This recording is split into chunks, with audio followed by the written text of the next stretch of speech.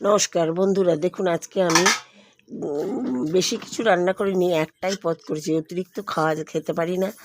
ভাত আর ভাতের সাথে ডিমের অমলেট করে তার ডালনা। এই গরম ভাত নিলাম, গরম ভাত নিচ্ছি, এবার ডিমের অমলেট নিচ্ছি। গরম ভাতে ধোঁয়া উঠছে এখনও। এই ডিমের অমলেট নিচ্ছি, সেটা দেখুন আমি আপনাদের খেয়ে দেখাচ্ছি। গরম আছে তো এই জন্য হাতে করে তুলছি।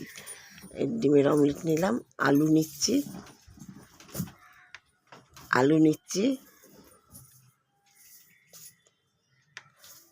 এর মধ্যে ডিমের অমলেটের মধ্যে পেঁয়াজ কুচি দিয়েছি, আর তরকারিটার মধ্যে আদা বাটা, পেঁয়াজ বাটা, রসুন বাটা দিয়ে তারপরে গরম মশলা দিয়েছি।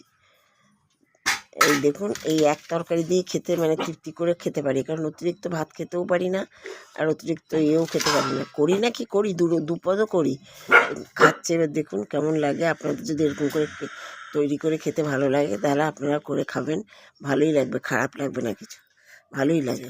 আর আমি অতিরিক্ত ঝোলও খেতে পারি না।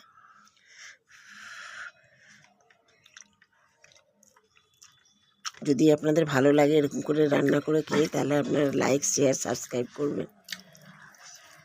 আমার কাছে তো ভালোই লাগছে, খুবই ভালো লাগছে।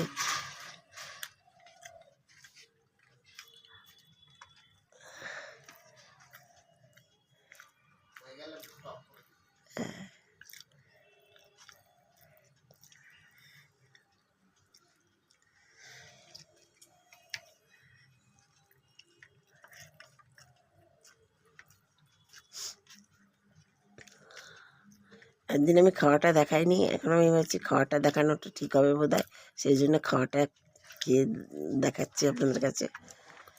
দেখুন আপনারা যদি এরকম করে রান্না করে খান ভালোই লাগবে। নমস্কার, রাখি।